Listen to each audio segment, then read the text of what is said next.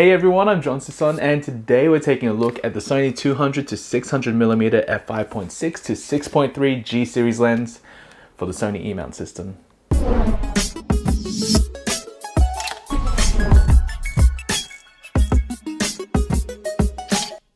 This is Sony's longest telephoto zoom lens to date, offering 200mm on the wide end and 600mm on the tele end. What that basically means is that you're going to have this lens for a whole wide range of applications, ranging from landscapes, sports, wildlife, even architectural, and even portraits. This is a G Series lens, not to be confused on the G Master lenses, which is Sony's top of the range series of lenses. I know G actually stands for gold, which is derived from the Minolta days, so keep that in mind if you didn't know about that. But before I head out, let's take a closer look at this lens and see what it has to offer. So this is a fairly well-built lens hood. Let's start with the lens hood. Okay, so you've got rubber on the tip here. You do not have felt line within, unfortunately, but it is more of a matte black sort of finish when you're taking a look at it.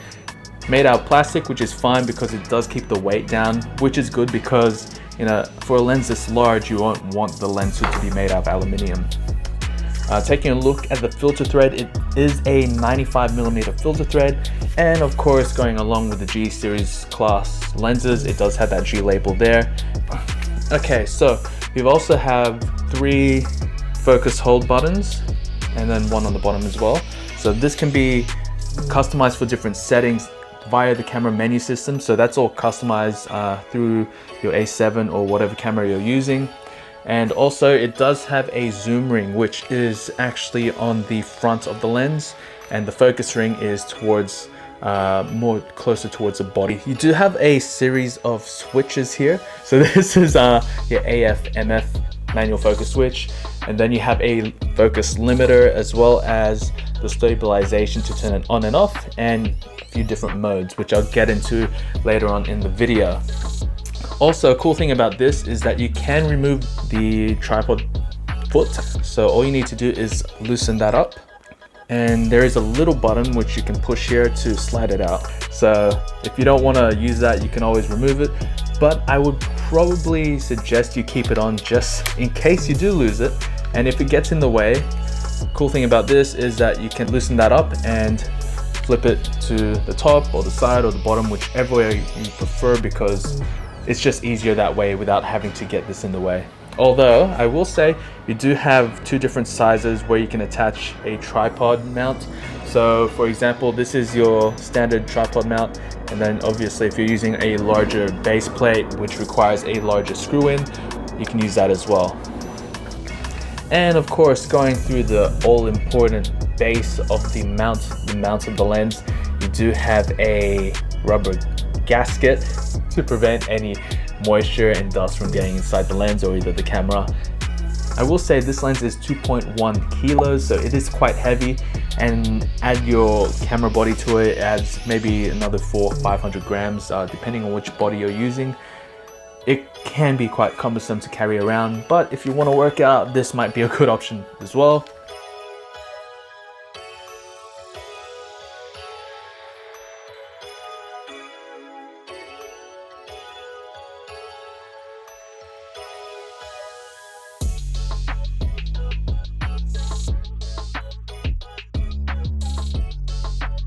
The 200-600 is doing really well at the moment.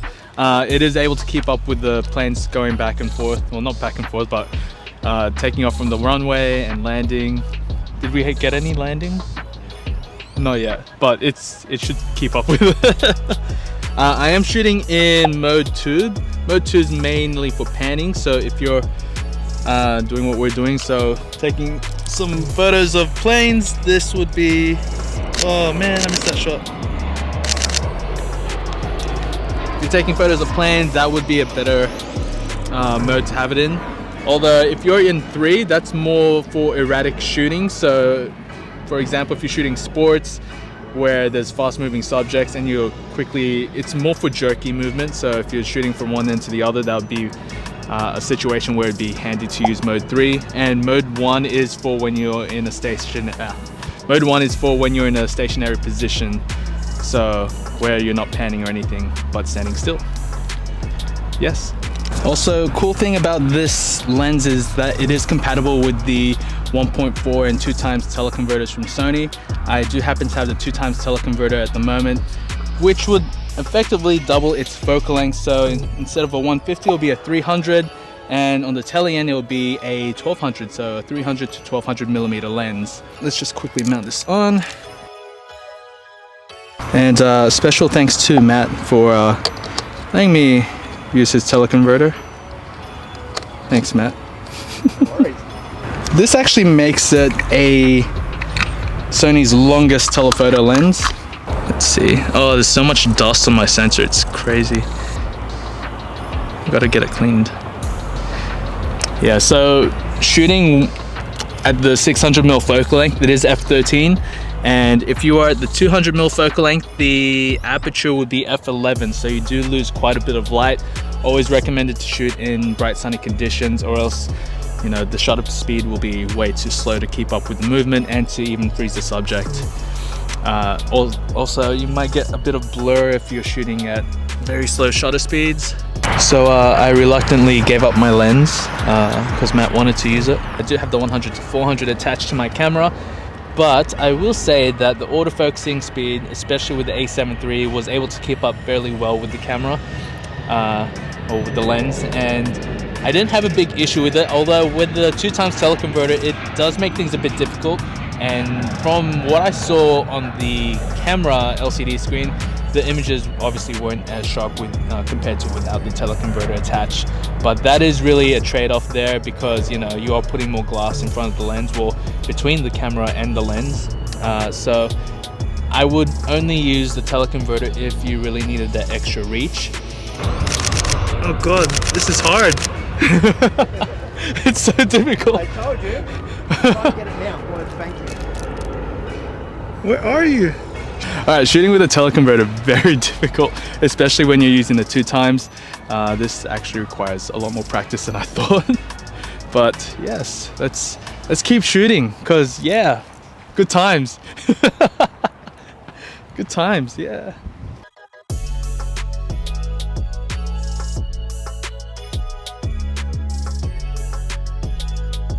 Alright, so I'm currently in Bondi Beach, and I'm using the 200-600 with the Sony A7 III and just taking some surfing shots.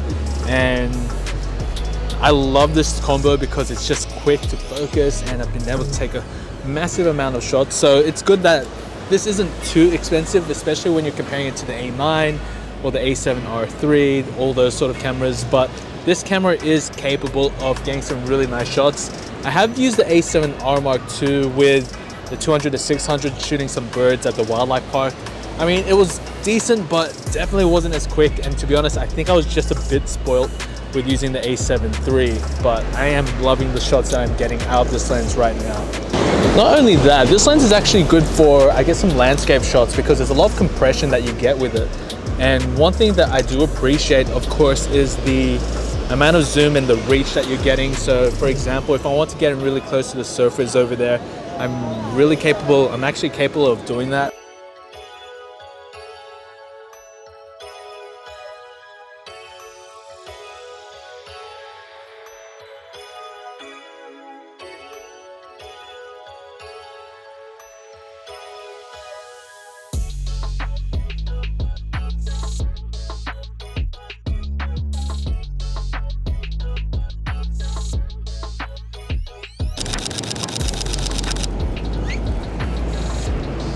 It does seem to not struggle, but slow down a bit in terms of focusing speed, obviously because it is low light.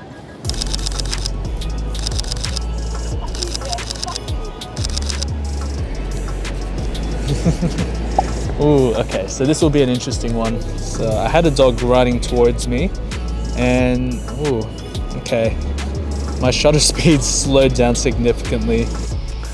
So in terms of the actual quality of the lens, I do like what it has to offer. I do feel like the 100-400 gives me a little bit more contrast and a bit more better color reproduction from what I've seen anyway so far. In saying that though, you do get that flexibility. So this is going to be an extremely versatile lens, whether you're shooting sports, wildlife, you can even use it for, I guess, portraits, landscapes, if you really wanted to. You do have the option, and you do get some decent out of focus blur when you're shooting subjects that have a low separation from the background as well. So I've gotten some decent shots of, I guess, some people, some surfers, and of course some wildlife as well. Is it a lens that I would personally use? Probably not so often, but I do like how Sony is expanding the range and adding a lens that gives you the focal length up to 600 millimeters in a zoom range as well, because it's only been Tamron and Sigma that offered a 150-600, although they are only made for the DSLRs from the time of this video. So if they made one later on, made for mirrorless, I expect it to be possibly cheaper than what the Sony has to offer. But in terms of focusing and actual image quality, I absolutely love what's coming out of this lens. Just the 100-400 I do feel like is a bit better in terms of, I guess, the colors, and it does have a bit more contrast at the same time. In terms of price, it is extremely expensive. Obviously, if you want the 600mm, it's definitely not as expensive as a 600mm f4 prime lens. So when you're comparing those two lenses, this is an absolute bargain. Okay, so that's about it for me. If you have any more questions, please feel free to leave a comment down below. If you already own one of these lenses, let me know what you think of it, and remember to like this video if you found it helpful, and subscribe to my channel for more Sony lens reviews and tutorials. You can also follow me on Facebook and Instagram for more sample photos and photo updates, and take a look in the description below for more information about this lens, as well as the purchasing links, as I do get a bit of a kickback and it does help support the channel and help fund projects going forward in the future. But until then, happy shooting, and thanks for watching. 6-6.3 G. There's some B-roll for me. Ooh, why is that moving? Oh, because it's falling. Do you like chicken? Chicken's good. Yeah? Yeah. Do you like El Jana? Fair enough.